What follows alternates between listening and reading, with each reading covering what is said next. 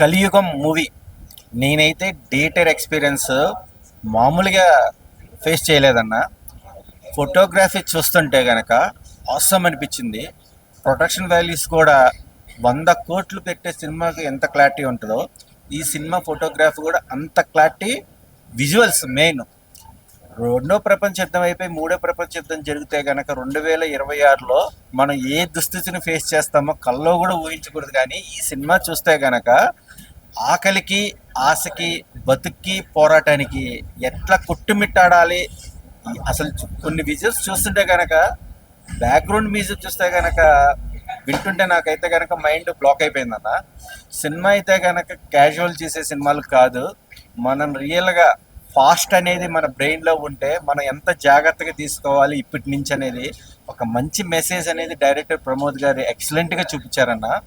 ఇలాంటి సినిమాలు చాలా వేరుగా వస్తాయి.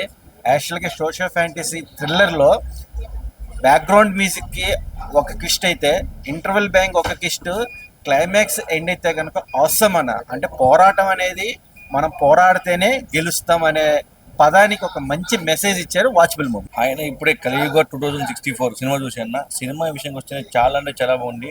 అంటే భవిష్యత్తులో మూడో ప్రపంచ యుద్ధం జరిగిన తర్వాత మనుషులు తిండికి నీళ్ళకి ఇలా కరువు వస్తుంది, అది మొత్తం దానికోసం మనుషులు ఎందుకే చెప్పుకుంటారని సినిమా బాగా చూపించారన్న. చాలా అంటే చాలా నచ్చింది. ఒక మైండ్ ట్విస్ట్ ఉంటుందన్న. ఇంటర్వెల్ అసలు వేరే లెవెల్ చెప్తున్నా. అయితే అసలు ఊహించలేము ఎవరే కానీ. సినిమా అయితే చాలా బాగుందన్న. అంటే 100 కోట్లు పెట్టి సినిమా కూడా విజువల్స్ అలా చూపించారు. ఈ సినిమాలో అంత బాగా చూపించారన్న. అసలు ఇంకా ఫోటోగ్రాఫర్ రామ్ చరణ్ గారు అయితే, సినిమా ఫోటోగ్రాఫర్ రామ్ చరణ్ గారు అయితే దండం పెట్టాలని చెప్తాను. అయితే అంత బాగా చూపించారన్న.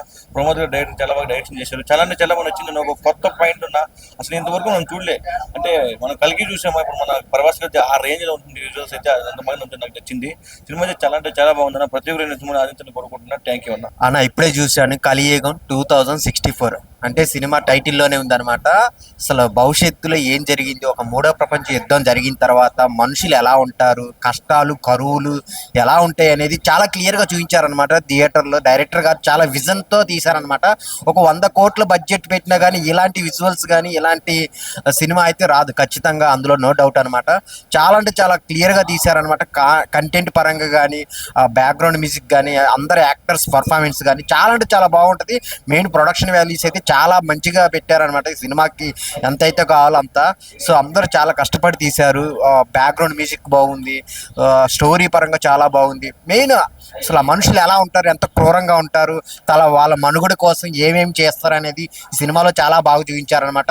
సో ప్రొడ్యూసర్ గారికి హ్యాట్స్ ఆఫ్. డైరెక్టర్ గారు చాలా తనుకునే విజన్ని అంతే విధంగా స్క్రీన్లో చూపించి అందరికీ నచ్చేలా తీశారనమాట. చాలా అంటే చాలా బాగుంది. అందరు థియేటర్కి వచ్చి చూడండి. చిన్న సినిమా అని కాదు, ఒక మంచి సినిమా. కలియుగం 2064 థియేటర్లో చూడండి. సినిమా ఇప్పుడు చూసాం, నేను చాలా బాగా వచ్చింది. భవిష్యత్తులో యుద్ధాలు జరిగితే పేదరికము, మనుషులలో మానవత, వ్యక్తిత్వం ఎలా పోతాయి అనే దాని గురించి సినిమాలో చాలా బాగా చూపించారు. అదేవిధంగా మనం ఒక 100 కోట్లు బడ్జెట్ పెట్టి తీసిన సినిమాలో విజువల్స్ కంటే ఇందులో చాలా క్లారిటీ, నీట్ అండ్ క్లీన్గా ఉన్నాయి. అండ్ ఇంటర్వెల్లో ఒక ట్విస్ట్ ఉంటుంది. అబ్బా అసలు ఏమనుందా, వేరే లెవెల్లో ఉంది. హాయ్ బ్రో, నేను ఇప్పుడే కలియుగం మూవీ అయితే చూశాను 2064. నిజంగా మూడో ప్రపంచం యుద్ధం వస్తే అసలు ఎలా ఉంటుంది, ఆకలి బాధ ఎలా ఉంటుంది, ఫుడ్ కోసం ఎలా బాధపడతాము అని అంత మంచిగా చూపించారు. నిజంగా కళ్ళ కట్టుగా చూపించారు. కానీ స్క్రీన్ ప్లే అయితే అరుపులు మౌలిక కాదు. అసలు నెక్స్ట్కి ఏమవుతుంది అన్న సస్పెన్స్కి అయితే తీసుకెళ్తున్నారు. నిజంగా ఆ అండర్ గ్రౌండ్ కానీ, ఆ విలన్ చేసిన విధానం కానీ చాలా బాగుంది. ఆ మ్యూజిక్ స్కోర్ అయితే అసలు చెప్పక్కర్లేదు, చాలా బాగుంది. కానీ ఆ ఆకలి బాధకి మనుషులే తినటం, ఆ మనుషుల మాసం వాళ్ళకి తెలియకుండా అదే ఫుడ్గా ఆహారంగా పెట్టడం, చివరికి తెలుసుకొని యుద్ధం చేయడం చాలా డిఫరెంట్గా అనిపించింది. కానీ నెక్స్ట్ సినిమా ఎండింగ్ వచ్చేటప్పటికి కూడా చాలా డిఫరెంట్గా బాగా చూపించారు. చాలా బాగుంది. ప్రతి ఒక్కరు కూడా థియేటర్కి వెళ్ళి చూడాల్సిందిగా కోరుతున్నాను. భయ్య కలియుగం ఆ ఊహే చాలా భయంకరంగా ఉంది. బట్ ఈ సినిమా చూసిన తర్వాత చాలా భయాలు స్టార్ట్ అయ్యాయి నాకైతే. వరల్డ్ వార్ 3 జరగడం, దాని తర్వాత ఎవరికి తినడానికి తిండి లేక మనల్ని మనమే చంపుకొని తినేంత స్టేజ్కి వెళ్ళిపోతామా అనే అన్ని డౌట్స్ వచ్చేసాయి నాకు ఈ సినిమా చూసిన తర్వాత. మెయిన్గా శ్రద్ధా శ్రీనాథ్ గారు ఏదో గ్లామర్ రోల్ చేస్తారు, అందంగా ఉంటారు అనుకున్నాను. కానీ బట్ ఇలాంటి ఒక కంటెంట్ ఓరియంటెడ్ మూవీ చేయడం అనేది చాలా హ్యాపీగా అనిపించింది. ఇంకోటి ఇందులో చేసిన విలన్ క్యారెక్టర్ అయితే చాలా అంటే చాలా బాగా చేశారు. అసలు రియల్గా ఇలాగే ఉండబోతుందా అనే అంత ఇమాజిన్ చేసుకునేలాగా చేశారు వాళ్ళైతే. చాలా భయం వేసింది బేసిక్గా, మరి ఇలా ఉండబోతుందా, ప్రతి ఒక్కడికి ఇలా చేయబోతారా, ఏంటి ఏమైపోతుంది అనే ఆలోచన అయితే నాకు అనిపించింది సినిమా చూసిన తర్వాత. బట్ ఇలా జరగకపోతే బెటర్ అని నాకు అనిపిస్తుంది. బట్ మీ అందరికి చెప్పాల్సింది మెయిన్గా దీంట్లో బ్యాక్గ్రౌండ్ స్కోర్ కావచ్చు, ఇవన్నీ చాలా ఇంట్రెస్టింగ్ అనిపిస్తాయి. వాళ్ళు చూపించిన విధానం, వాళ్ళు చేసిన యాక్టింగ్ చాలా ఇంటెన్సివ్గా చేయడం అనేది చాలా చాలా చాలా బాగా అనిపించింది. సో థియేటర్కి రండి ప్రతి ఒక్కరు. 2060లో ఎలా ఉండబోతుంది అన్నది ఇప్పుడే చూసి ఎక్స్పీరియన్స్ చేయండి. So don't wait for OTT, come to theatres. Thank you.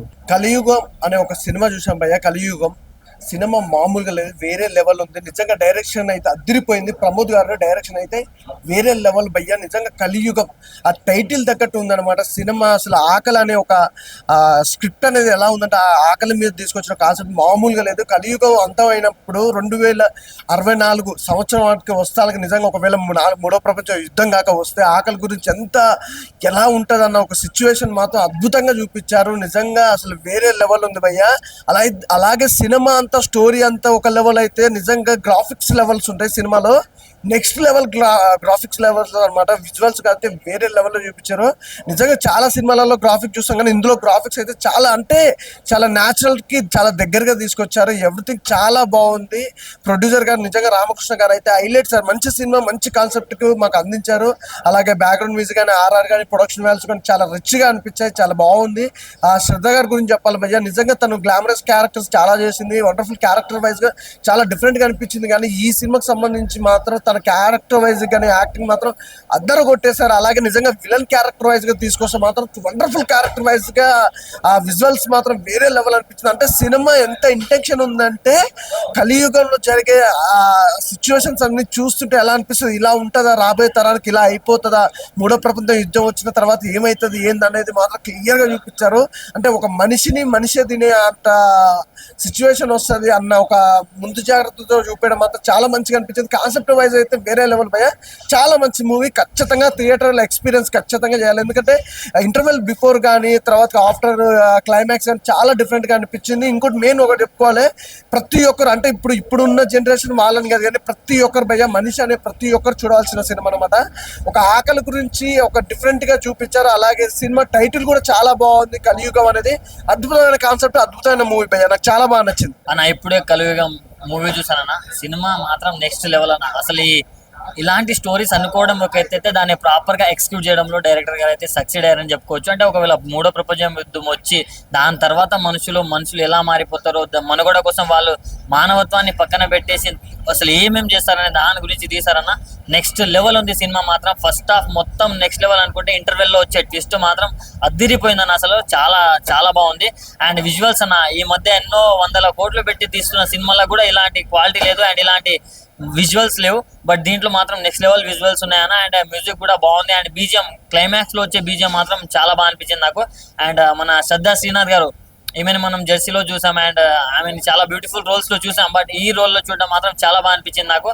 And next level అనిపించింది. సో మూవీ మాత్రం నెక్స్ట్ లెవెల్ ఉంది. సో ప్రతి ఒక్కరు చూడాల్సిన సినిమానా. ఎందుకంటే అసలు మానవత్వం ఎక్కడికి వెళ్ళిపోతుందో అనుకుంటున్న టైంలో ఇలాంటి సినిమాలు చూస్తేనే కొంచెం మారుతాం మనం. సో ప్రతి ఒక్కరు వెళ్ళి సినిమాకి వెళ్ళి చూడండి. అండ్ మెయిన్ సినిమాటోగ్రఫీ చాలా అంటే చాలా బాగుందన్న. సో ప్రతి ఒక్కరు థియేటర్ ఎక్స్పీరియన్స్ చేయండి అన్న.